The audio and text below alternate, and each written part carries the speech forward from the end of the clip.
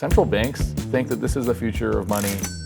People are already using it as the future of money. Like, the reality is that it's probably going to be the future of money. We realized we really need to solve this pain point of usability and accessibility that was impeding the adoption of stablecoins. Our customers can operate seamlessly without having to worry about where are my tokens, what kind of token do I need for gas fees on this chain or that chain. It just works. Yeah, I mean, in fintech, there is no MVP. It either fully works or not. We're building on top of entirely new infrastructure, entirely new paradigm. There is no playbook for a lot of the stuff that we're doing. Right, and so our thesis has always been that this is just money, and this is the natural evolution of money. How it works is complicated, but if we can figure that out and make it better and seamless, we'll always be ahead of everybody else. Hi everyone, I'm Aaron Frank, and this is The Investment Memo, the show where founders reveal the stories behind their businesses and how they shape the future of their industries. Today I'm joined by Farooq Malik and Charles Yoo-Naut, co-founders of Rain, the billion-dollar fintech company bridging the gap between stablecoins and traditional payment networks. Stablecoins are revolutionizing the world of finance by making payments cheaper, faster, and more programmable. In just 4 years, Rain has become the leading stablecoin card issuance platform, with users spending digital dollars at over 150 global merchants, and they're not done yet. Today we'll learn about why we should care about stablecoins, how Rain created a differentiated platform, and what it takes to revolutionize financial payments at a global scale. Farooq and Charles, welcome to the show. Thank you for having us. I'd like to get started actually with learning how you two met. Usually the founding story is kind of the inception, the seed of how companies get started. And we seeded your company, but how did you all meet? Yeah, so we both were doing the On Deck Founder Fellowship, and I was in the process of winding down my last startup, entrepreneurial endeavor, and I think Charles had just left into it and was exploring doing something new. And we actually connected because we didn't want to build a large business. We wanted to build just a side project for mailbox money, like a micro SaaS business. And so we connected on that shared passion, and we started exploring ideas, and I kind of let Charles fill the rest. Yeah. Farooq is like a domain hoarder. So on our first conversation, he just tossed out the idea of actually using one of the domains he had and building an app with it. So he had this domain called signandwire.com. And we had both been on both sides of the table as angel investors and as founders, and had seen just how difficult it was to actually raise a seed round, and dealing with ACH and all the documents that you need to generate for your investors. So we thought if we could just build a really simple platform, one place where your investors can sign and wire the money, that would be just a cool project that we could throw out there and have our friends use. So that's kind of how we started. We worked on that. And through actually testing with our friends, got a lot of feedback. They really enjoyed the product. But the biggest pain point was just how slow ACH was, especially with a hop in the middle. Mm-hmm. It could take over a week to actually land in the founders' bank accounts. A lot of times they thought it was lost or we had messed something up. So that's when we really started getting interested in stablecoins. We had both independently been playing around with crypto and DeFi and NFTs, and we thought investing was a perfect use case for stablecoins. So we started injecting USDC into the Sign and Wire project. And from that, we just had a few aha moments that eventually led us to get the confidence to start Rain. Yeah, can we go into those aha moments? What were those kind of mental inflection points that you found something new that just the world didn't realize? Yeah, I think the first time somebody did a transaction on the USDC rails, right? It was a wallet-to-wallet transfer. It was immediately accessible. We could put the transaction hash into the safe node even, so they could track that the money was actually sent. Because a lot of times, right, you'll sign an investment document or an investor will write something, and then you have to manually kind of tie that back to any sort of payment that came in. I remember, the reason I bought the domain name is my last company had an angel investor just send me a personal check because they didn't want to pay the $30 to wire a small angel investment. And so they just had the bank send me a check, and I could never cash it because it was made out to me. And so I always thought this is kind of stupid that nobody's fixed this piece of it. And when we found the stablecoin angle, we realized that this is the future of money, right? You can transmit value, you can reconcile value, you can monitor the transaction, and then you can, put that data into another format so that it becomes durable, right? Because the blockchain holds on to that data, it's queryable whenever you want.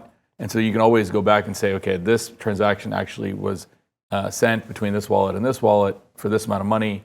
on this day, right? And so you can always go back and check that out. And that was one of the aha moments. The other one is that I think the investor was international. Like they were in Singapore, they sent the money to a US company. It happened in a few minutes rather than over a couple of days, which and is it was what on. normally It was happen. so the first angel investor was Balaji, the ex-CTO of Coinbase, and he was writing this piece on mirror tables, so basically mirroring cap tables on chain, and he had seen the work we were doing with Sign and Wire, and he wanted to invest. But he DM'd me on Twitter, I think like Christmas Eve. So like traditionally, like banks would have been closed. He was also in like Singapore, which was like another complexity. But he, instead of using the traditional rails, he just sent us USDC, and we got it on Christmas Eve. And Christmas Eve was like on a Thursday or Friday that year. Yeah, it was so Friday. it was like Friday. So then like banks would have been closed for like, we're going to be closed for multiple days. So that was like one big aha moment that we just had the money instantly and we could start using it.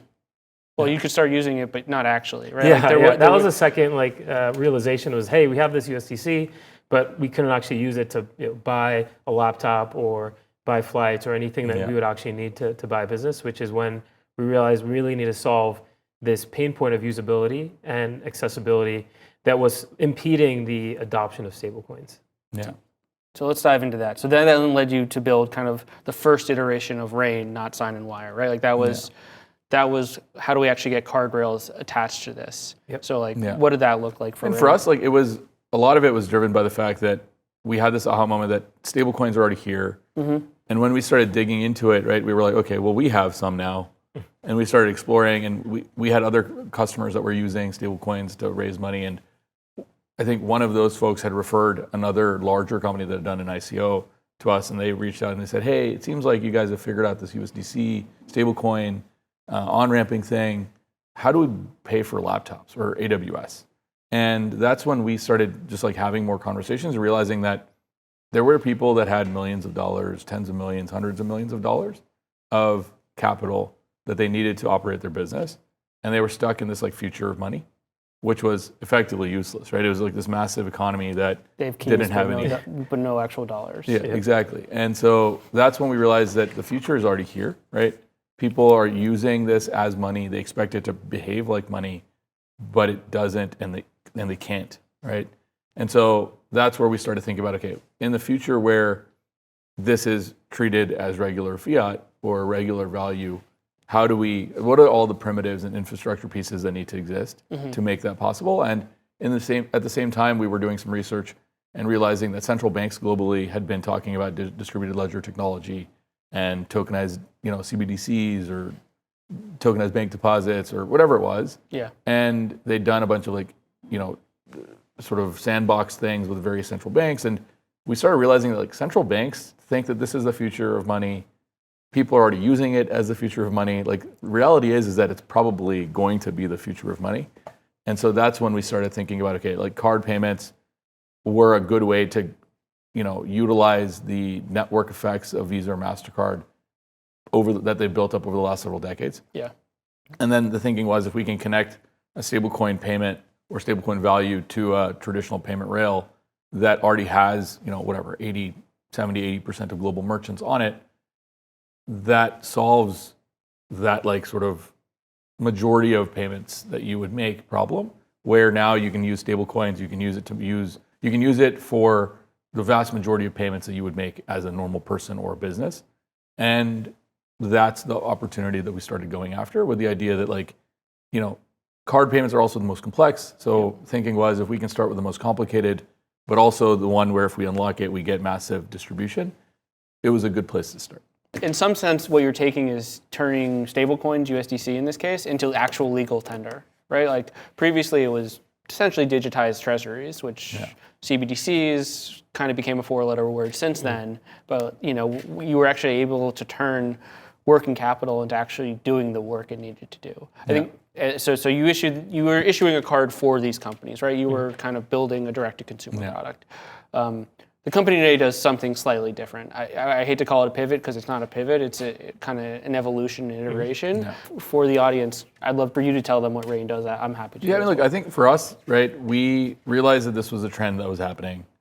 The evolution of money had already begun. People were already using it. But it was so early to be building an infrastructure business because most people didn't have that like mental model of like this is what's happening in the world and it will eventually catch up and do the thing. Most people were like, no, crypto is crypto, traditional financial services, and distributed ledger technology is something that banks can use, but this industry and that industry are never going to actually coalesce. And it was way too early for us to be like, hey, we're just going to build stablecoin payment rails for anybody to embed into anything, because people were like, what are stablecoins? Even people that had them, right? They were like, no, this is just money. We just expect it to be like operating like money. Yeah, we'd have zero customers for that product. Yeah, we would have 0 customers forever. And so we had to build the use cases that we could demonstrate what you can do to build on top of the infrastructure we had, right? So we had to build the infrastructure, and we ended up building the card authorization infrastructure, the blockchain infrastructure, the settlement capabilities, all of the underlying rails that we now make available to our customers. And we now have a lot of people that use us to build B2B products, right? So our first product was a B2B product, and we had to build it at the time because that was where the market opening was, to start validating the idea and the demand from end users for stablecoin payments. And we had to do that at a high level, right? So we ended up building Rain into being kind of the credit card or spend management solution for people that were in the digital asset economy, and where your tokens or stablecoins were the native currency of settlement, right? So everybody that we serviced, they interfaced with us directly with stablecoins only, right? We didn't interface with any other tokens. And then over time, people realized, well, this is actually a good product. It services our needs. And they were like, well, I'm leaving this, stablecoin protocol or whatever, on-chain lending protocol or blockchain, and I want to build a consumer neobank using stablecoins. And I've seen that the Rain product worked well when I was an employee at this company. And then they started coming to us and saying, hey, can we actually build a consumer product on top of this? And that's when we realized that we had finally gotten far enough along where people were coming to their own conclusions on what they could build with this stuff. And that's when we started transitioning more formally to an infrastructure company. Yeah, the market evolved, and kind of the dogfooding you did of your own product enabled you to kind of issue for other people. Yeah, and many of our early customers, they were actually people that started off using the product as like an employee of a protocol. Yeah. And those people eventually left, became founders, decided to build something. They came back to us and said, I know this works. Can I do this for X or Y or Z? Right? And so we had to build a kind of a fat product early where we touched many people and kind of their journey of being sort of staff, but then also being founders, right? Yeah, I mean, in fintech, there is no MVP. It either fully works or not. People have fundamental expectations. At least in stablecoins, it was so nascent, you were able to build a lot without having to touch a lot of other people's infrastructure, and then you kind of get to pull these tendrils into your system. So there's the technology piece. Stablecoins were evolving over time. The other thing is we live inside of a context, right? Like, this is a regulated ecosystem. How were you actually able to issue your first coin for yourself, like a card for yourself? Right? Like our first card was actually through a banking as a service platform, right? We ended up partnering. We partnered with a banking as a service platform to take an MVP to market, and it was a corporate product, so it was a little bit easier to take a corporate product to market. And we started on the credit side because there was a lot of regulatory uncertainty on stablecoins, crypto. Is it money? Is it securities? What is it? And so what we decided was our approach to this was going to be to treat it all as as an asset, rather than as a security or money, right? So we didn't consider it legal tender. We just built the framework where this was all asset-backed lending, where we would lend against your on-chain collateral, and as a lender, we could then get repaid in kind with the tokens, right? And we could discharge the debt offering, right? So that's how we ended up building this, and it was, we figured that out because that's where everybody that was doing Bitcoin lending, all these other things, there was industries that were emerging where those people had no qualms about what they were doing. They had no uncertainty about what they were doing. They didn't have to worry about if this is a security, you can still lend against it. If it's nothing, you can still lend against it. If it's money, you can also still lend against it. So we didn't have to wait for regulation to catch up. We could just kind of operate in a way that was a little bit clearer, and we think more future-proof. Yeah, I mean, actually, that's like a real nuanced but deep insight is that it lets you go and build for the next few years because the RAIN infrastructure today, you're still operating mostly in that paradigm, right? Like, we can talk about kind of where we are today. You guys just announced a $250 million round. Congratulations. Thank you. I should say, it's currently raining money. But, I guess, how have you taken that infrastructure and brought it all the way to your kind of customers today? And what does the company look like today? And kind of, has it lived up to your wildest dreams? I think the job is just getting started, right? Yeah. A lot of what we're doing is still very early. Like we are able to kind of add a lot of different functionalities to our stack over time. And many of our customers are now building things that we would never have thought of, right? Because money now on our systems is programmatic. Yep. It's multi-chain by nature. It's multi-currency. It's multi-token. So you can use any sort of supported stablecoin on our platform on any supported blockchain.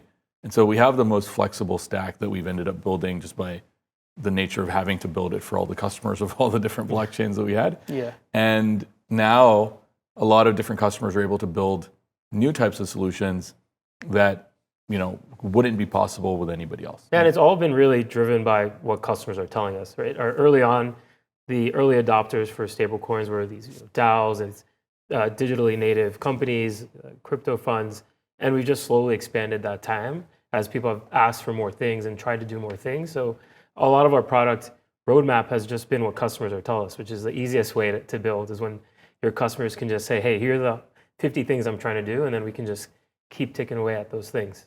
So are you seeing a natural evolution, and I hate to say from Web3 to Web2 companies, but like from Web3 and kind of crypto companies to now more Fortune 500 companies as customers? Yeah, for sure. I think the evolution that we saw was we went from these crypto native companies to a lot of like emerging market use cases where people are trying to get dollar access. And now we're seeing, we just announced Western Union partnership last year. Correct. We announced supporting the Wyoming stablecoin last year. So you're seeing a lot of these traditional either government or fintechs or big global platforms now trying to dig into stablecoins and utilize them.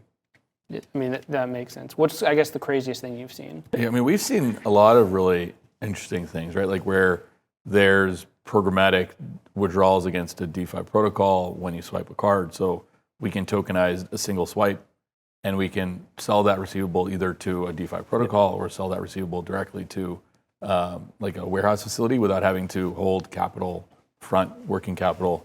There's just so many things that are now possible. The other thing is now we have customers that have accounts on different blockchains.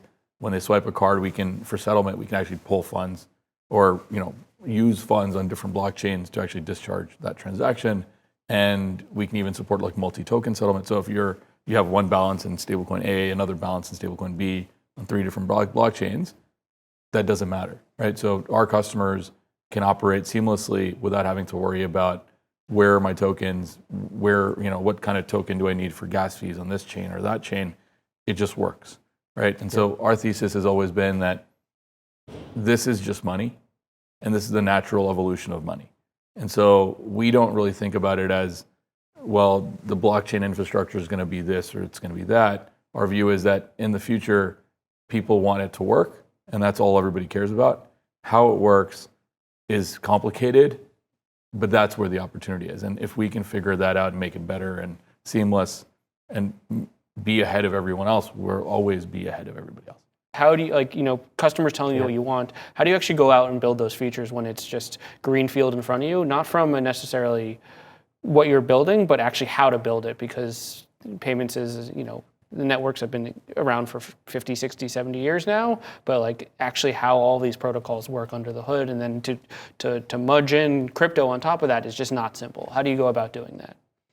Yeah, I mean, it's not pretty a lot of times. It's kind of messy. Like Farooq and I didn't really come from card backgrounds. Yeah. So we just learned a lot as we went along. And a lot of times the first iteration is something that looks very different than the last iteration. So a lot of it is just learning, trying different things out, and then slowly understanding the space and trying to think of things from first principles and really understand at the deepest level so that we don't have to have all of this. Like we're building on top of entirely new infrastructure, entirely new paradigm a lot of the old things that existed are no longer true, or a lot of the old constraints no longer exist. So you really have to think from the basic principles and understand the problem, understand what your customers are asking for, and then find that innovative solution. Because there is no playbook for a lot of the stuff that we're doing. Like no one's tried to do it before. We're not like following anyone. But that's the exciting part. I think that's what we both really enjoy. Yeah. I mean, and, there's a lot of times you start with something and you realize you have to do it a different way. And then you have to, change your plan and resource it again and do it a different way. And so it can either be discouraging or it can be exciting. You have to just decide which journey you want to go on, right? I think for us, we know that we're early. We know that things are moving fast. Regulations are changing, right? Everything is evolving. And we have to make sure that, as everything evolves, we are aware of what's happening. We understand where kind of the puck is skating.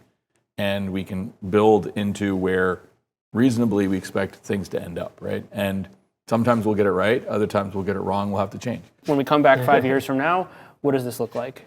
I said it earlier, right? This is just money. And what this means for everybody is that if you are an institution and you touch money, you move money, you earn money, or you spend money, or you're an individual that does those things, you have to upgrade the underlying technology to support this new type of money. And that is going to happen to everybody, everywhere in the world that interfaces with any type of money. And that's a massive opportunity because every single one of those systems that has been there for the last 20, 30, 40, 50 years, every single one of those is now going to have to either be backwards compatible with this, or it's going to have to get ripped out and replaced. And so that's where we think the opportunity is longer term. And that's what we're really focused on building for, which is how do we get Rain into being the no-brainer for anybody globally that wants to engage in this new type of money movement, money transmission, and how do we become the largest kind of operating system for this entire ecosystem? Yeah, you're expanding. It's not only card, it's all money movement. It doesn't matter the rail, it doesn't matter it's real-time settlement. Yeah. I mean, cards is just the authorization device, right? Yeah. Like a button on a front page, like on an app can be an authorization device. A QR code can be a ABA routing number, an account number can be an authorization device.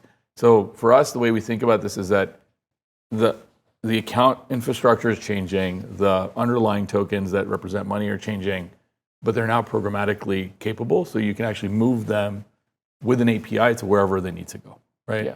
You couldn't do that with money before. Switching lenses, topics a little, culture. You've grown rapidly over the last year. You've raised 3 rounds. How has it been being a founder and being co-founders with each other? I mean, considering also like your founding story, you didn't know each other before. It was like Farooq's a domain hoarder and you're building technology. Like, what does this look like for the two of you? Look, I think we are lucky because we started off by accident, right? Yeah. So we both opted in to do this, and we both continue to opt in to continue doing it, right? And so I think that's been the big differentiator for us, is that we agree to kind of do things the way that they need to be done in the moment that we have to do them. And we just continue to just deal with that. And we've tried to find people that also have this like curiosity on how they want to build, what they want to build. They're open to building in ambiguity. They're open to ideas that may never get used, right? They may be open to doing some work that may never get used. And that's been some challenge. Like there's been some challenges with that, right? Where obviously people don't like to have their work thrown away. Yeah. I mean, I don't like that. I'm sure that very few people probably are okay with it. But building in a new segment, in a new industry, is inevitably going to require some amount of work to be thrown away, or be mothballed until it's used later. And I think for us, hiring those types of people, bringing on that type of culture, at least on the early side on the team, has really helped us kind of scale and grow. And we stayed very small for as long as we could. I mean, I think this time last year. We were 15 a year ago, and then we like 5x the team. So we're about 75 today. Yeah.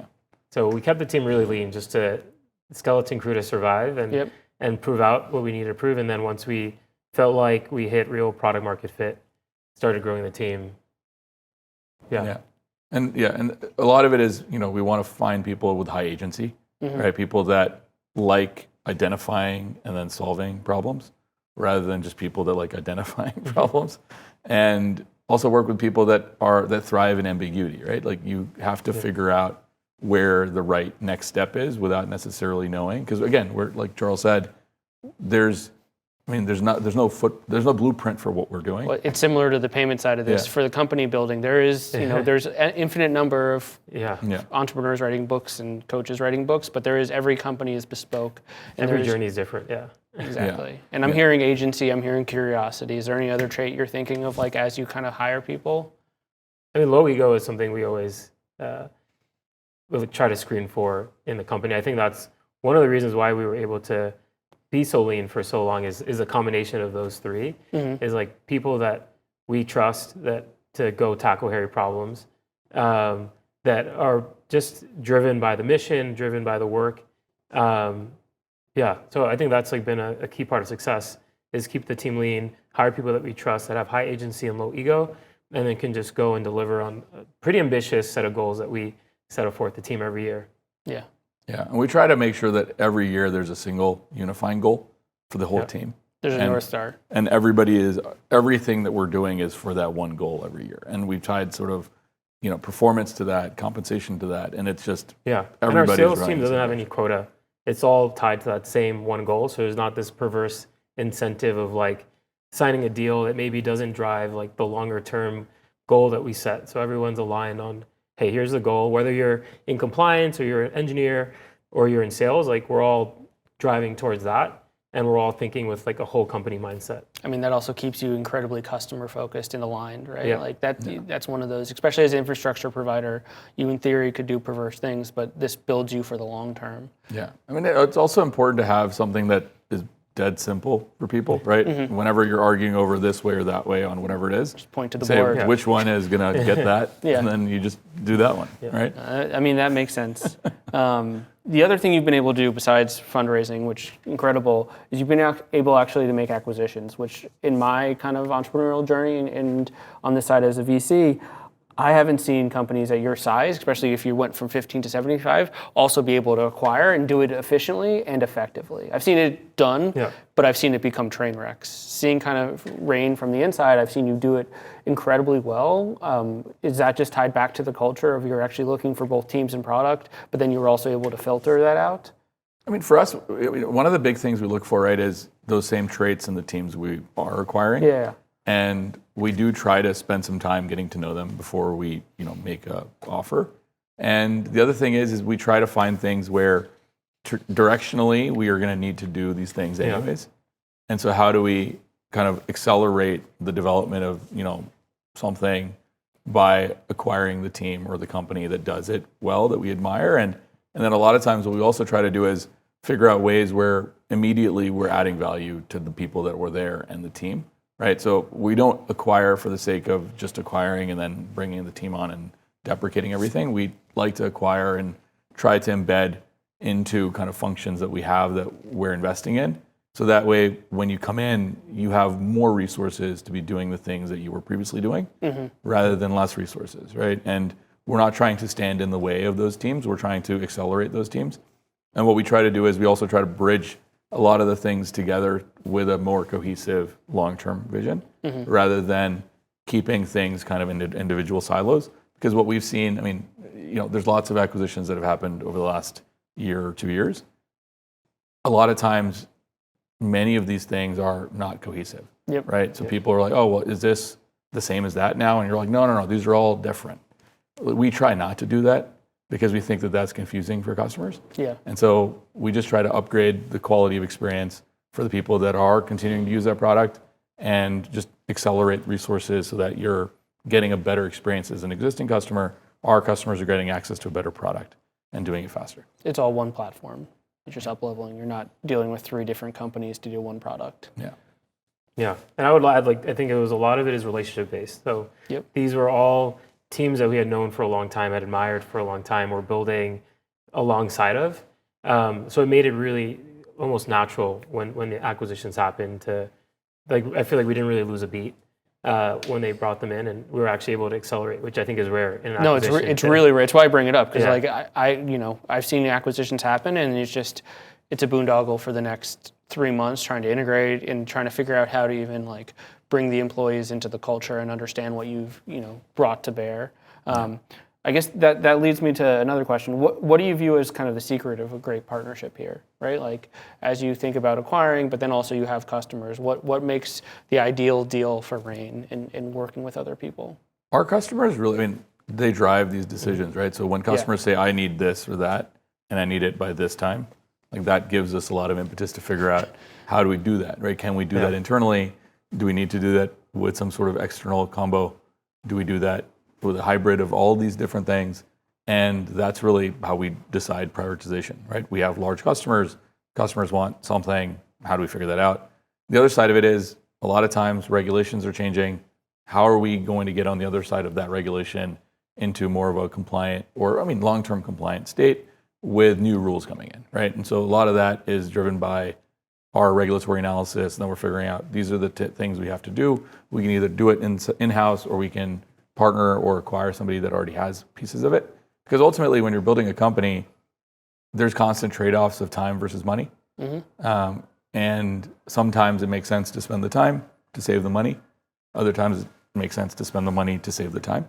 And so we try to always run every major decision through that rubric where you want to maintain velocity, because at an early stage company, velocity is really the only thing that matters. Yep. And as long as you can maintain velocity, your business is probably going to be fine.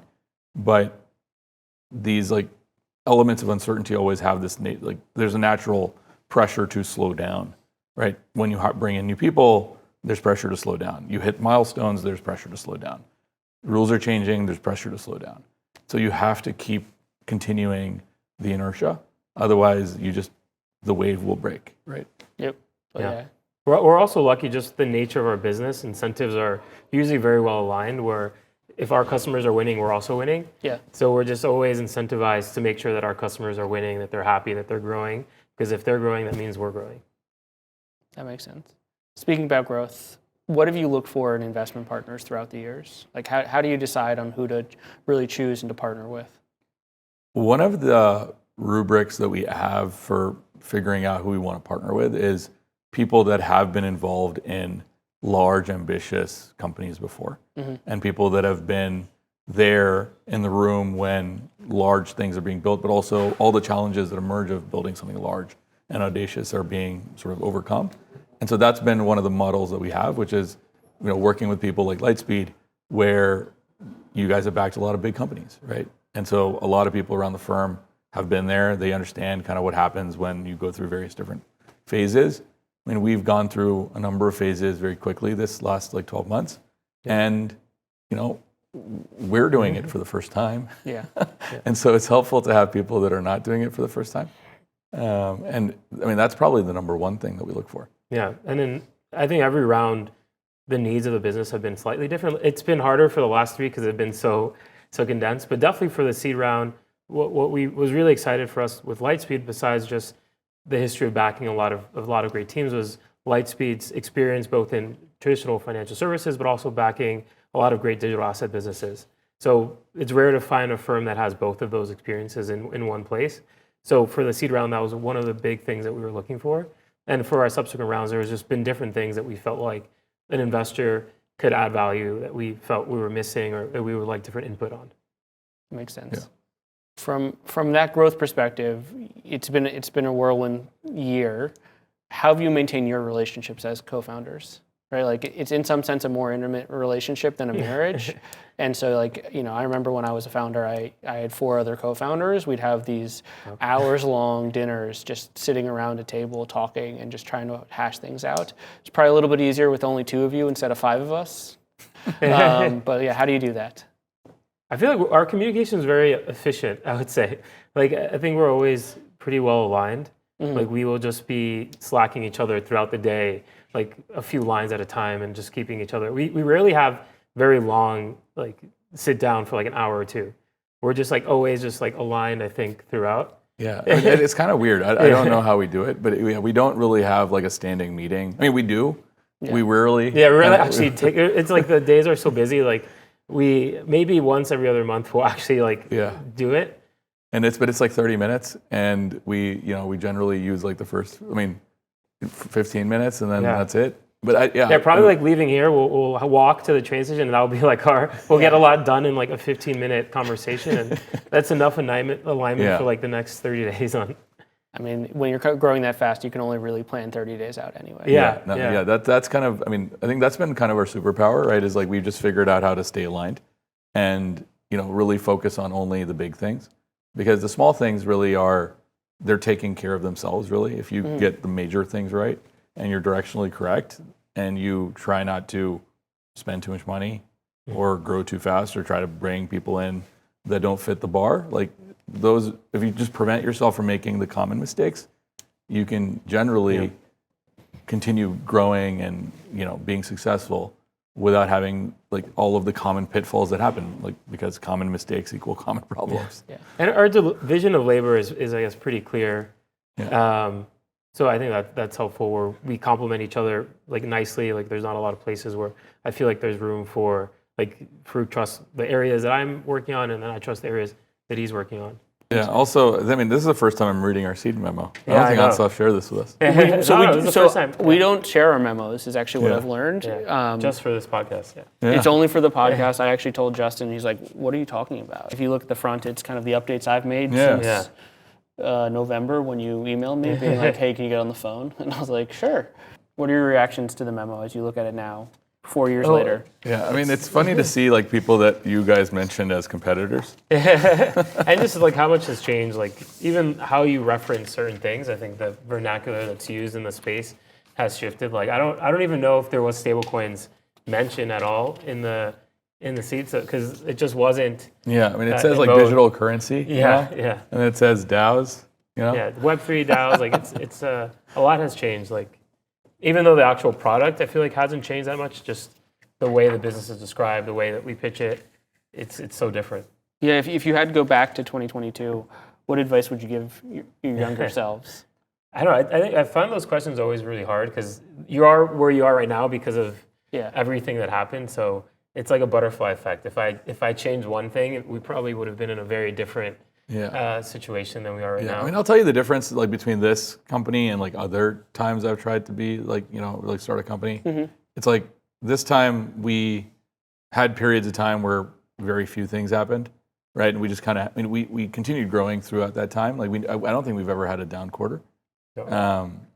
And so even in the bear market, like in a bear market, we continued growing, but it was a bit demoralizing. But at the same time, I think one of the big things we agreed on was, you just have to be patient. Yeah. And in previous attempts or like ideas or whatever companies that I've started, I've always tried to be, I haven't been patient, right? And I think a lot of founders, especially younger people, you're not patient. And sometimes you just have to be wrong until you're right? So if you're confident that you're directionally correct, you just have to be wrong until you're right? And if you stop, then the market somebody will be right doing the same thing. And so a lot of times you just have to stick around long enough and just, it's the cockroach effect, right? Or you just have to not die and then be around when good things want to happen to you, and then good things will happen to you. We're also lucky that we had really high retention throughout like the last 4 years. Like very few people have left the company, have stuck from like, I think we grew to 11, 12 people within like the first 14 months, and then kind of stayed around that level for another 14, 18 months. And there was like very little attrition throughout that period. So just like hiring people that are really aligned with what you're working on, and are not just like chasing hype or chasing some thriller, actually like wanting to build and solve this problem. Build towards durable ideas and durable businesses. Yeah. And you also want to build a team that is excited about what they're doing, and it also helps not to over optimize, right? If like people, if people want to be paid equitably, right? Like they're all going to talk to each other, right? So you want to make sure that people feel fairly treated. You want to give those people that. And so a lot of times, I think just those small things can eventually create drama within a team. And for us, we've tried our best, to create an equitable org, which has, I think, helped with the retention. What advice would you give to new founders, younger founders? A lot of it is just driven by customer demand, right? So it's like, make sure that you find people that want to do the thing.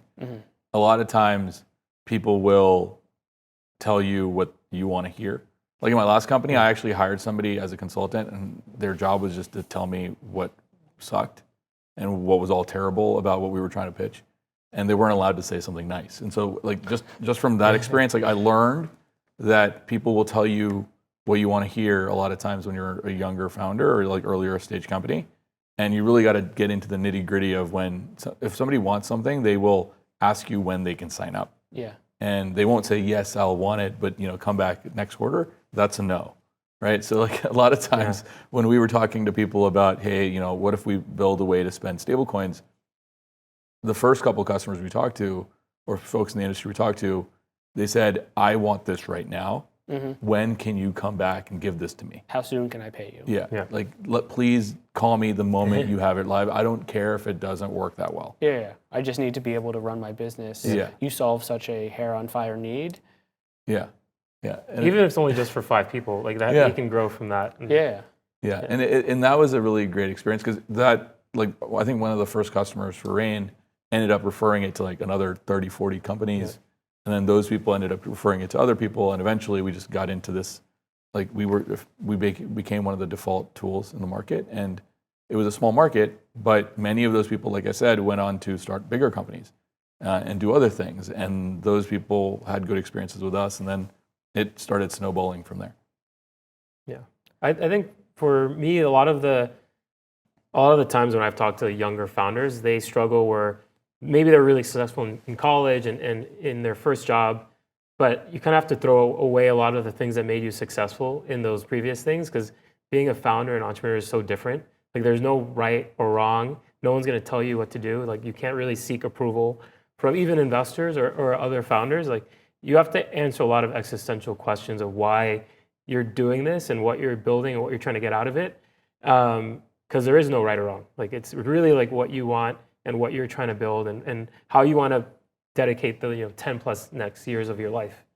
Yeah, I entirely agree. There's no play. It's the recurring theme of this today is there's no playbook in any of this, right? Like you kind of have to go your own way and figure out. I'd be remiss for not asking, how do you find a consultant who will just tell you no all the time? What does that contract look like? Yeah, I mean, it was just like because I was exploring ideas in like credit for small businesses, and I found this lady. She was a head of credit at like a pharmaceutical company, and I said, hey, your job is to just come in, like review the stuff we put in front of you, and you're only allowed to say things that are negative, because we want to improve. And like if you give us positive feedback, because you're not a real customer, you're going to feel pressure to give us positive feedback. So please don't say anything positive. You should only tell us what you think is something that looks weird, or you would like it would be a red flag for you, or things that you think really suck. And she was actually game. It was great. This has been fantastic. I appreciate you all coming in. I know you're busy. Growth has kind of been incredible. Yeah, I want to thank you for the opportunity. Thank you. Yeah.